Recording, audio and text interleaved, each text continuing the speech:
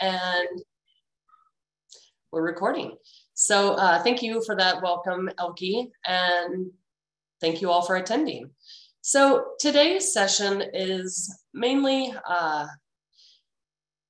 due in part because we're wrapping up the Cycle 3 restatement period, and a lot of you as plan sponsors or financial advisors, your clients are going to wonder, why in the world are we now amending a plan that we just had to restate? And this is for traditional defined contribution plans. And so that's what this webinar is for. We just want to be upfront and open with all of our clients and financial advisors to let you know that there's a method to all this madness, and we do have to both restate and amend on a regular basis whenever there are legislative changes to the plans. So I like to call this webcast open season for amendments, because as you will see with the content, there is a plethora of amendments or acts that have been passed recently that are impacting qualified plans that are going to require an amendment to be in place.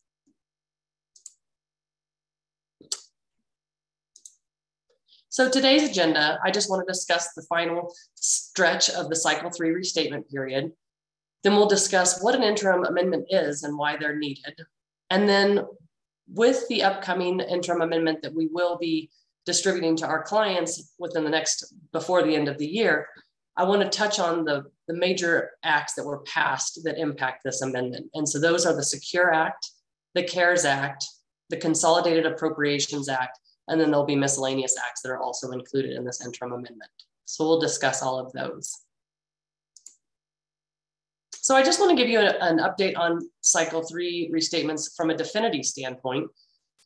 And just to let you know, just a refresher on what the restatement is. And just so you guys know, if you on the plan or on the call have either a defined benefit plan or a 403B plan, those were not included in this Cycle 3 restatement.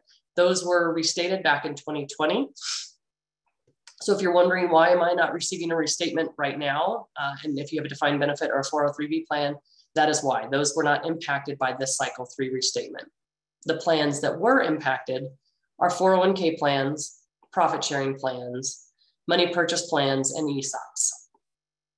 The deadline for this Cycle 3 is just around the corner. So it's July 31st, 2022. So if you have not either heard from us, which you should have by now, or if you use an outside party for your document services, make sure you do have your document restated no later than July 31st of 2022. The contents that were included in this restatement, and this is why we're going to discuss the reason for this upcoming interim amendment, the contents only included legislative and regulatory changes through February 1st of 2017. So anything that occurred after any legislative changes from February 1st, 2017, those will all have to be included in the form of an amendment. And then in 6 years, when we have to do the restatement period again, because that is on a 6-year period, that restatement, the next restatement, will encompass any changes that have happened from February 2017 and then 6 years after that. So we will be having restatement cycle periods every 6 years, and they will constantly be intermingling these interim amendments into the restatements, each restatement period. So this past restatement included changes that impacted the disability claims procedures, the definition of spouse to include the same gender, the availability for plans to use forfeitures to offset safe harbor contributions, and then the ability to amend a safe harbor plan mid-year. Those things weren't permitted previously, and so those were updates that were included in this Cycle 3 restatement. So for Definiti, it took my breath away when I put the screen together, but Definiti had 4,888 restatements to do, and so far as of this past Monday, we have delivered 4,700 of those. So again, if you are on Definiti's document and you haven't heard from us, please let us know. But you should have received your documents either via DocuSign or via PDF through email. And those do need to be signed no later than July 31st, 2022. So what happens if you fail to restate in a timely manner? So by July 31st of 2022, the IRS has an employee plans compliance resolution system, short-term EPCRs, that we use in our industry. So that can be used if the plan is not amended or not restated by July 31st. the plan can be corrected via this program. But if a plan sponsor fails to even use that program, so fails to restate and fails to correct under EPCRs, then the IRS could potentially disqualify the plan. That's a pretty severe scenario, but that is a possibility. And what disqualification means is that the plan loses all of its tax benefits, meaning that the IRS effectively reverses all of the tax deferred contributions that the plan sponsor put in throughout the year. And then the participants who still have an account balance in the plan are going to be subject to income. They won't be able to roll that account balance to an IRA. They will be subject to income immediately. So that's just to let you know, those are the consequences of not restating the plan. So let's turn our attention now to the amendments. So let's let the amendment season begin. So what is an interim amendment? So an interim amendment happens when there's any legislative or statutory changes that impact the provisions of the written plan document.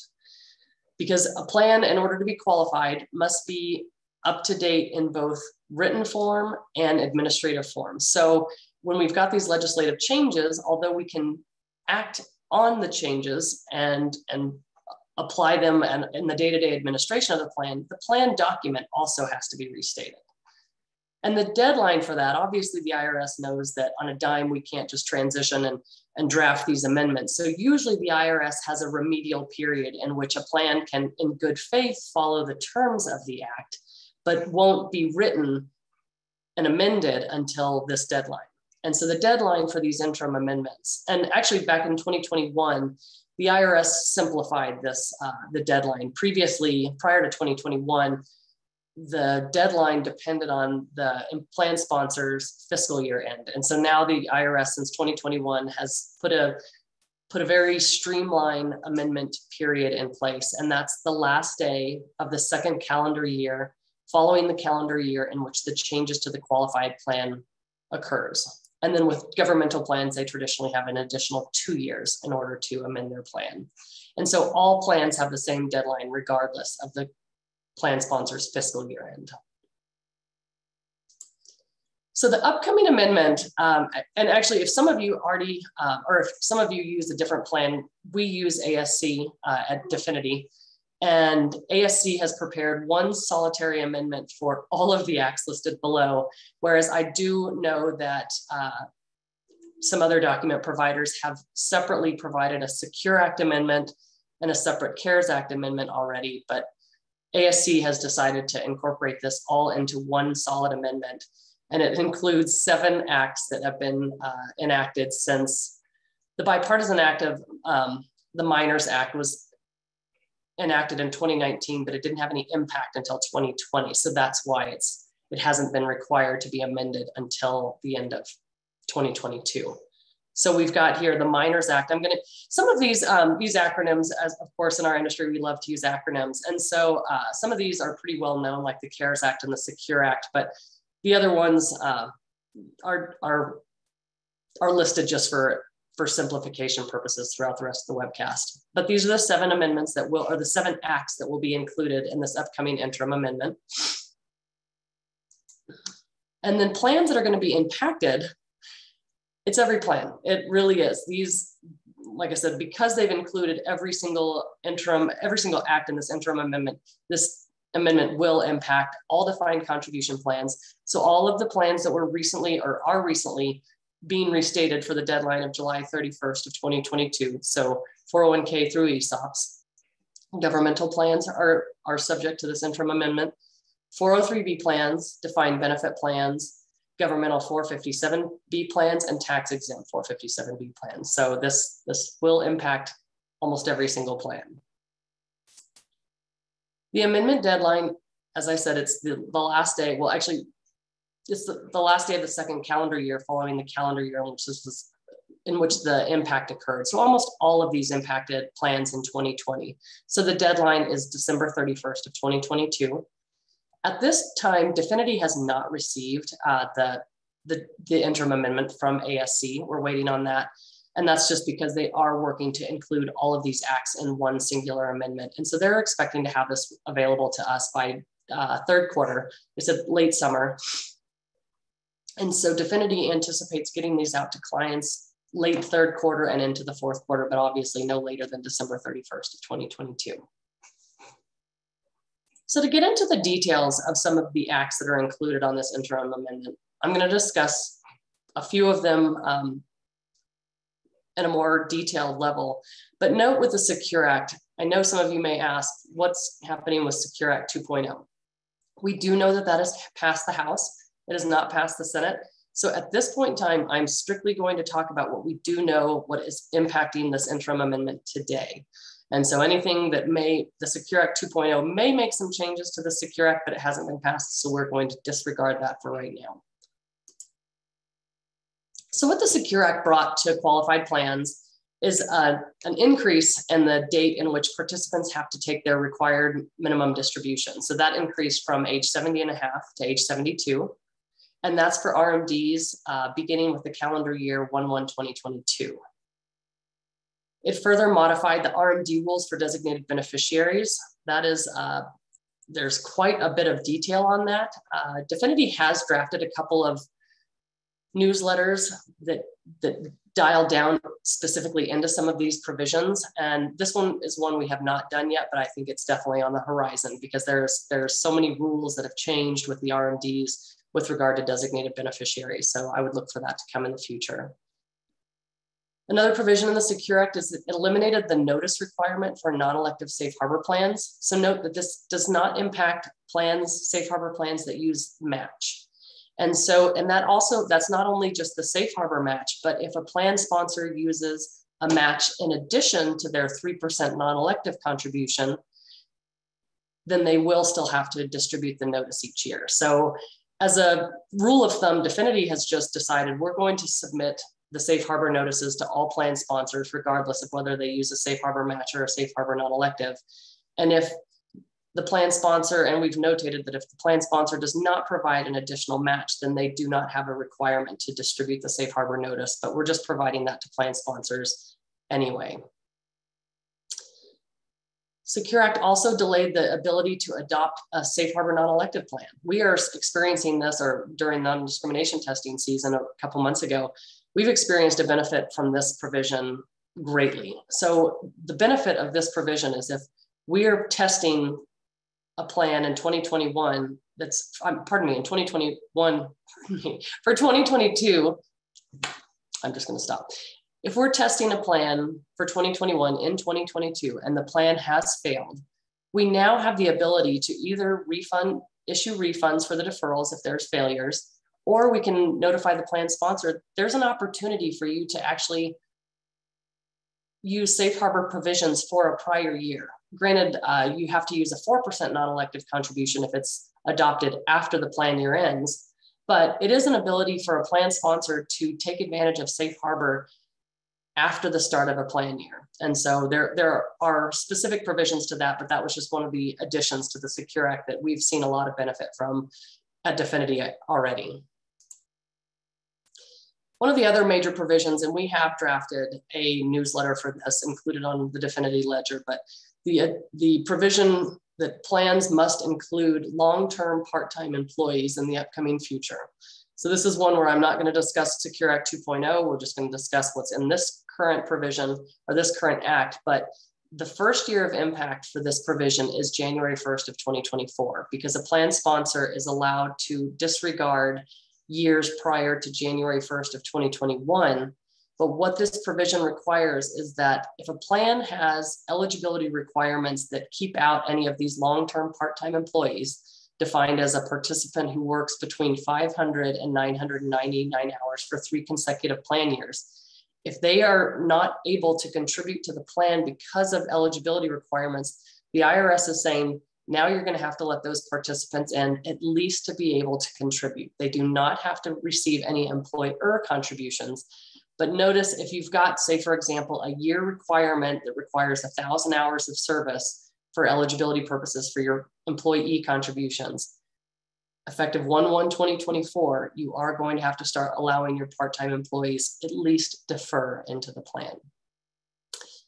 Another great provision that we've seen plan sponsors take advantage of from the Secure Act is the retroactive adoption of a plan up to the plan sponsor's tax filing deadline, including extensions. So note that the ability to take advantage of this, it's just for employer contributions. So as a plan sponsor is completing their tax return, for example, for 2021 and 2022, determines that if they had adopted a qualified plan, they would be able to deduct a very large contribution. They might decide to adopt a plan back to 1/1 of 20. Well, technically, it has a retroactive applicability dating back to 1/1 of 2021. So we do have the ability, and like I said, it does not include employee contributions. So a plan sponsor wouldn't allow participants to defer back to 2021, but they can provide an employer contribution and even adopt a cash balance plan. So a plan sponsor could adopt both a profit sharing plan and a cash balance plan in 2022 with an effective date of 2021. So this is a great provision that we're seeing plan sponsors take advantage of. Another one of the provisions I've seen in use very infrequently, but I have seen a couple of plan sponsors use it, is this qualified birth or adoption distribution, the QBAD distribution. So what this allows is for participants to take an in-service distribution of up to $5,000 for either the birth or adoption of a child for up to 1 year, up to the date that child was born or the adoption was put into place. And so this is available for defined contribution, 403B, and governmental 457B plans. So it's not available for defined benefit or tax exempt 457B plans. Other kind of minor Secure Act provisions that will be impacted by this amendment is the prohibition of making loans through credit cards. I'm not sure if anybody actually took advantage of that provision, but they are eliminating that provision. Portability of lifetime income options, the increase of the automatic deferral percentage in a QACA. That's a safe harbor plan that requires automatic enrollment. Previously, the automatic enrollment deferral percentage was capped at 10%, and that 10% has been increased to 15%. And then the last one is including difficulty of care payments and compensation. So those are all the provisions in the Secure Act that are going to be impacted by this interim amendment. And a lot of these have a future impact, whereas on the next act that I'm going to discuss, the CARES Act, those are all seen in the rearview mirror, but I will explain a little bit how those are impacting plans still today. So with the CARES Act, as you guys know, during 2020, the IRS expanded the ability for participants to take in-service distributions from the plan if they were impacted by COVID. And as you guys may remember, during 2020, that definition of who was impacted evolved significantly. It went from only the participant who was impacted, and then it expanded to the participant's spouse and dependents in order for a participant to be eligible to take a coronavirus-related distribution. So those were distributions that occurred back in 2020. So obviously that ship has sailed, but where you might see some impact still today is where participants are still allowed to make repayments of those distributions.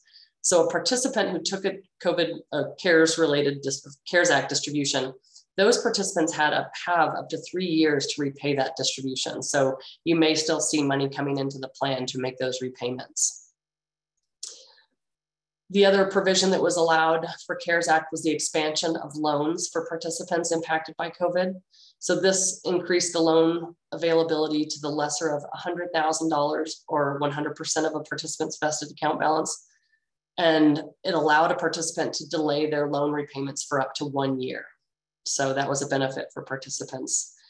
And then the third provision in the CARES Act was the waiver of required minimum distributions during 2021. And it also included a waiver of the 2020 RMDs that had to be paid no later than April 1st of 2021. So again, most of these provisions have passed, but we had Definiti provided a checklist for all plan sponsors to decide which provisions they wanted to use. And then we provided a summary of material modifications for you to notify your participants of the provisions. So that was a good faith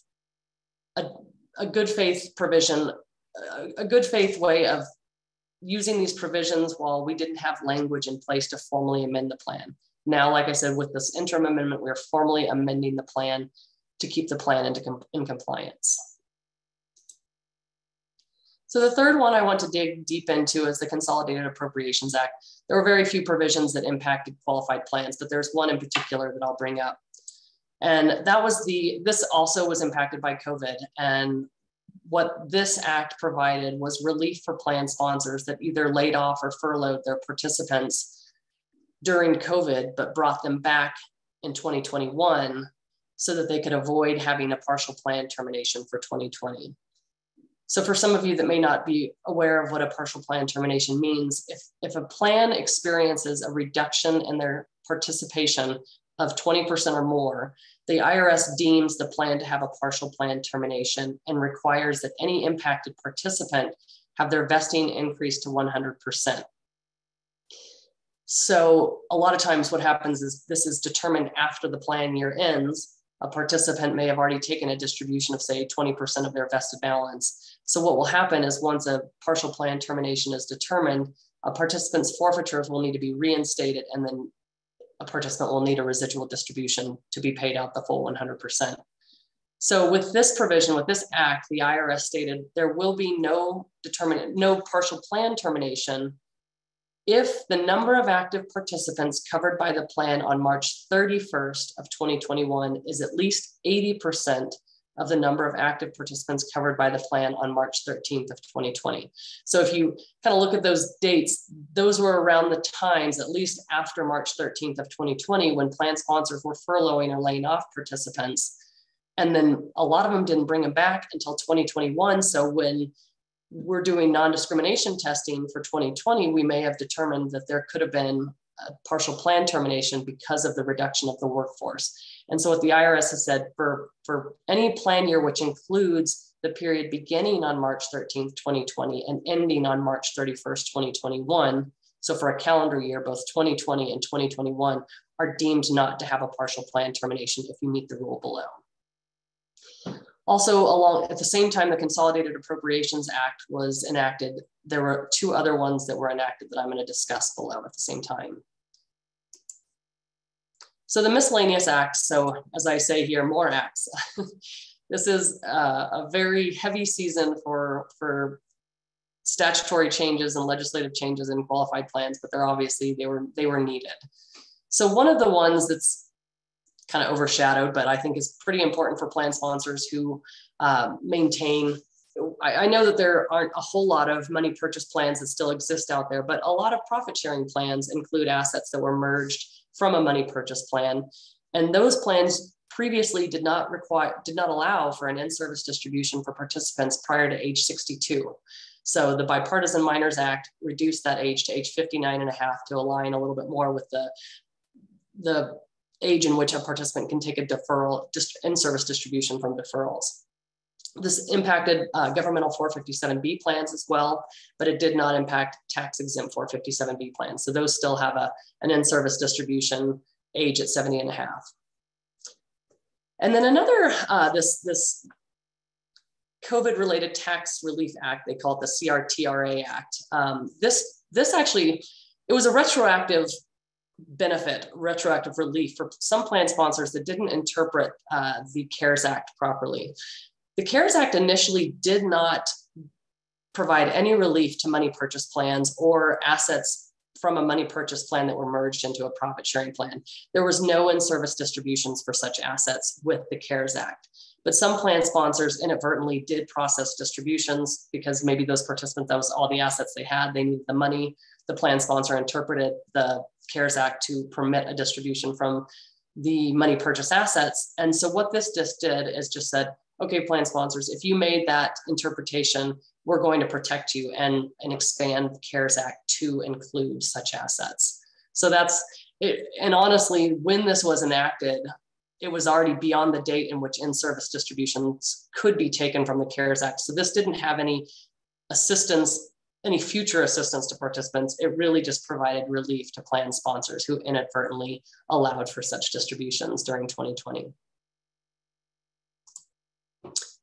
The last act I would like to discuss, and there was two, there was one for 2019 and 2020. And this is the taxpayer, most people are just calling this the disaster tax relief. And so this looks a lot like the provisions in the CARES Act.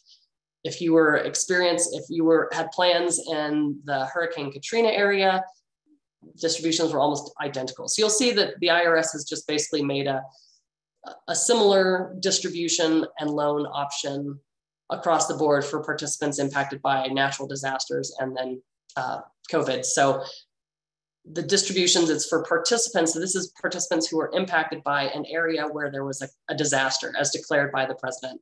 And so if a participant's principal place of abode at any time during the incident period of such qualified disaster is located in a qualified disaster area, and that participant was sustained an economic loss by reason of such qualified disaster. And so, like I said, during the incident period is specific for 2019 and 2020. So it allowed for participants to take an expanded in-service distribution of up to 100,000, and they have the ability to repay that distribution, or they expanded the maximum loan amount to 100,000 to the lesser of 100,000 or 100% of the participants' vested account balance, and also allow the participants to delay their loan repayments for 1 year. So these look a lot, you guys may be familiar with these, like I said, from Hurricane Katrina, but this specifically was not intended to extend COVID, the CARES Act distributions. And so this is supposed to be related to participants who are impacted by forest fires or other natural disasters. So this is definitely not a COVID-related distribution or extension to CARES Act. So at this point in time, those are all of the acts that are going to be included in the interim amendment that the Definiti is going to be distributing to its clients, in which it provides document services.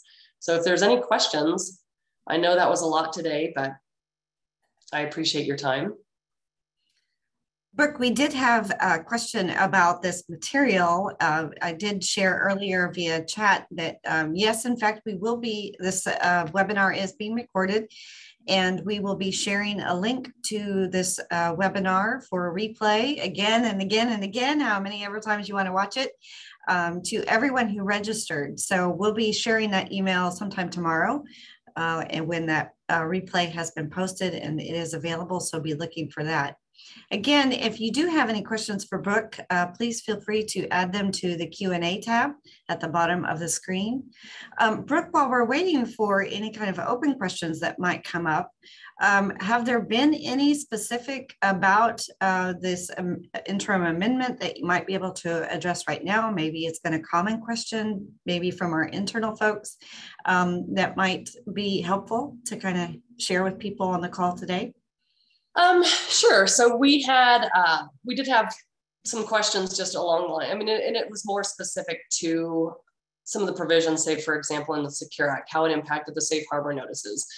Somebody had questioned whether or not a plan sponsor that took advantage of the maybe safe harbor feature, and whether or not those plan sponsors were required to issue their safe harbor notice. And yes, if a participant takes advantage of the maybe safe harbor notice, meaning they tell the participant at the beginning of the year, we may be safe harbor for the current plan year.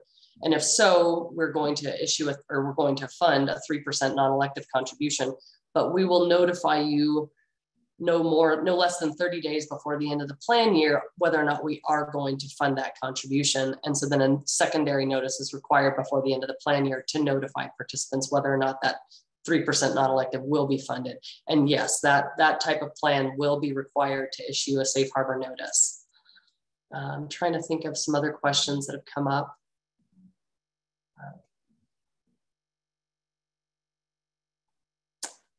Well, while you're thinking, I'm just going to put a plug in for the material that's posted on the Definiti website. You mentioned it earlier. We do have an ERISA connection on the long-term part-time employees. That was quite a popular topic.